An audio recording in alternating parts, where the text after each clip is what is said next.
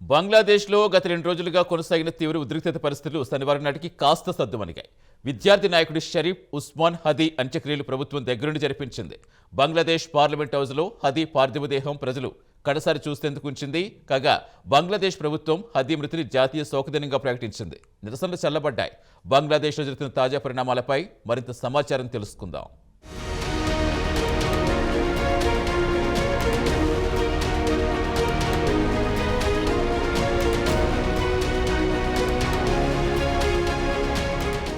బంగ్లాదేశ్లో గత 2 రోజుల నుంచి శాంతి భద్రతలు పూర్తిగా అదుపు తప్పాయి. విద్యార్థి నాయకుడు గత ఏడాది షేక్ హసీనా ప్రభుత్వాన్ని గద్దెదించడంలో కీలక పాత్ర పోషించిన షరీఫ్ ఉస్మాన్ హదీని గుర్తు తెలియని వ్యక్తులు మోటార్ సైకిల్పై వచ్చి అతి సమీపం నుంచి కాల్చి చంపి పారిపోయారు. ఇప్పటి వరకు హంతకుల ఆచూకీ తెలియలేదు. అయితే కాల్పులో గాయపడిన హదీని చికిత్స కోసం ఎయిర్ అంబులెన్స్లో సింగపూర్ తరలించారు. వారం రోజుల పాటు చికిత్స తర్వాత గురువారం హాదీ కన్నుమూశాడు. దీంతో బంగ్లాదేశ్లో విద్యార్థి నాయకులు, ఆయన అభిమానులు, ప్రజలు ఢాకాలో రోడ్లపైకొచ్చి విధ్వంసం సృష్టించారు. ఇదిలా ఉండగా ఆయనపై ఈ నెల 12న కాల్పులు జరిగాయి. ఎన్నికల కమిషన్ ఎన్నికల తేదీని ప్రకటించింది. కాగా హాదీ బంగ్లాదేశ్ పార్లమెంటుకి ఇండిపెండెంట్గా పోటీ చేయడానికి సన్నాహాలు చేస్తోన్న సమయంలో గుర్తు తెలియని వ్యక్తులు ఆయనపై కాల్పులు జరిపి పారిపోయారు. హంతకులు ఇండియాకు పారిపోయారని బంగ్లాదేశ్లో పెద్ద ఎత్తున పుకార్లు షికార్లు చేస్తున్నాయి.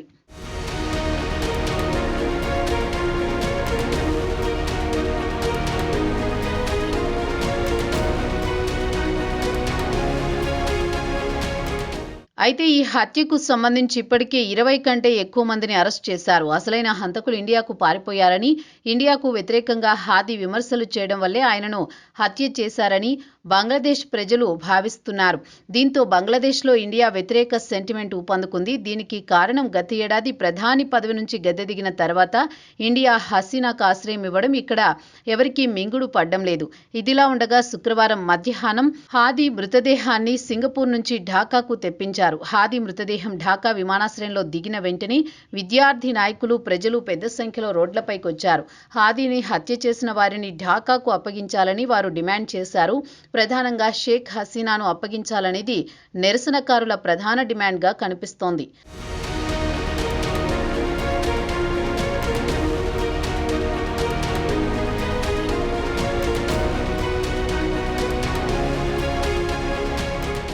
హాదీ హత్యకు షేక్ హసీనా కారణమని నిరసనకారులు ఆరోపిస్తున్నారు. ఇదిలా ఉండగా నవంబర్లో బంగ్లాదేశ్ కోర్టు ఆమెకు ఉరిశిక్ష విధించింది.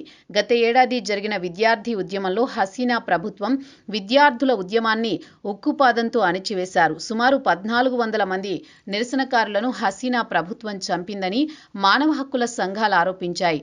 బంగ్లాదేశ్లో విద్యార్థుల ఉద్యమం తీవ్రతరం కావడంతో మిలిటరీ రంగంలోకి దిగి ఆమెను బెదిరించింది. తక్షణమే రాజీనామా చేయాలని ఒత్తిడి తెచ్చారు. పరిస్థితులు అదుపు తప్పుతున్నాయి, మీకేమైనా అయితే తాము బాధ్యత తీసుకోమని చెప్పడంతో ఆమె బలవంతంగా ఇండియాకు పారిపోవలసి వచ్చింది. అయితే విద్యార్థుల రిజర్వేషన్ కోటా ఉద్యమంలో వందలాది కుటుంబాల నుంచి ఎవరో ఒకరు ప్రాణాలు కోల్పోయిన వారున్నారు. వారంతా హసీనాకు ఉరిశిక్ష విధించాలని డిమాండ్ చేస్తున్నారు. ఆమెను బంగ్లాదేశ్కు అప్పగించాలని వారు ఇండియాను కోరుతున్నారు. అయితే ఇండియా మాత్రం షేక్ హసీనాను అప్పగించడానికి నిరాకరిస్తోంది.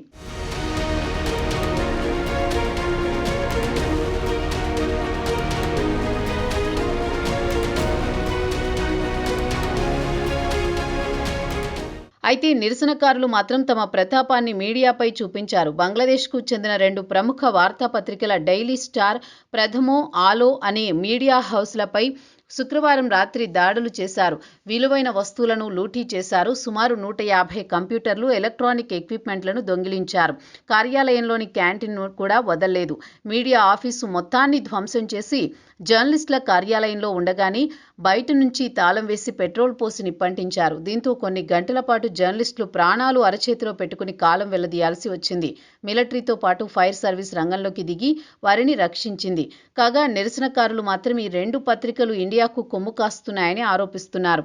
ఈ ఆరోపణలు 2 పత్రికల యాజమాన్యాలు ఖండించాయి. డైలీ స్టార్ కార్యాలయం అద్దాలను, ఫర్నిచర్ను పూర్తిగా ధ్వంసం చేశారు. కంప్యూటర్లు, కెమెరాలు, హార్డ్ డ్రైవ్లు దొంగిలించారని యాజమాన్యం పోలీసులకు ఫిర్యాదు చేసింది.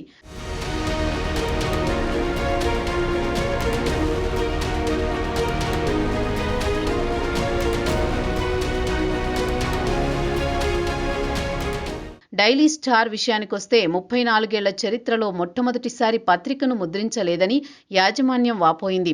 కార్యాలయానికి విద్యుత్ సరఫరాతో పాటు నీరు, గ్యాస్ను నిలిపివేశారు. భారీ నష్టాన్ని కలిగించారని యాజమాన్యం ఒక ప్రకటనలో వెల్లడించింది.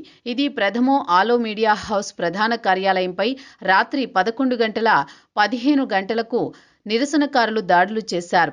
కార్యాలయం కిటికీలు, ఫర్నిచర్, కంప్యూటర్, సీసీ కెమెరాలు, ఫైర్ సేఫ్టీ సిస్టమ్స్ను, క్యాష్ లాకర్లను ధ్వంసం చేశారు. గ్రౌండ్ ఫ్లోర్లో విధ్వంసం సృష్టించారు. ఇదే భవనంలో ఉన్న ఓటీటీ ప్లాట్ఫామ్ చోర్కీని పూర్తిగా ధ్వంసం చేశారని యాజమాన్యం ఒక ప్రకటనలో పేర్కొంది. ఇక కార్యాలయానికి నిప్పు పెట్టడంతో ఉద్యోగులు బిల్డింగ్ పైకి ఎక్కి పక్కన ఉన్న బిల్డింగులపై దూకడంతో పలువురు తీవ్రంగా గాయపడ్డారు.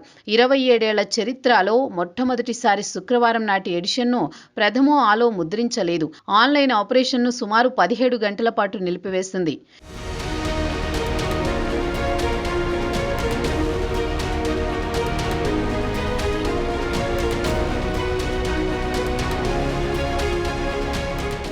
ఇక నిరసనకారులు మీడియా హౌస్లపై దాడులు చేసి నిప్పు పెట్టడం, అదే సమయంలో ఫైర్ సర్వీసుల ఘటన జరిగిన ప్రాంతానికి రాకుండా నిరసనకారులు అడ్డుకున్నారు. దీంతో ఈ 2 మీడియా హౌస్లు దారుణంగా నష్టపోయాయి. మంటలకు పలువురు గాయపడి ఆసుపత్రుల్లో చేరారు. నిరసనకారులు కేవలం మీడియా హౌస్లనే కాకుండా తమ ప్రతాపం బంగబంధు షేక్ ముజిబుర్ రెహమాన్ ఇంటిపై చూపించారు. బుల్డోజర్లతో ఇంటిని పూర్తిగా నేలమట్టం చేశారు. పనిలో పనిగా భారత హైకమిషన్ కార్యాలయంపై రాళ్లు రువ్వారు. కాగా ప్రభుత్వ సలహాదారు యూనుస్ మీడియా యజమానుల ఎడిటర్లతో మాట్లాడారు. మీడియా హౌస్లపై నిరసనకారులు దాడులు చేయడం పట్ల విచారం వ్యక్తం చేశారు. మీడియాకు అన్ని రకాలుగా ఆదుకుంటామని హామీ ఇచ్చారు. కాగా రాజకీయ పార్టీలు, మీడియా ఆర్గనైజేషన్స్, ఎడిటర్ కౌన్సిల్, స్థానిక జర్నలిస్టులు కూడా మీడియా హౌస్లపై దాడులను ఖండించారు.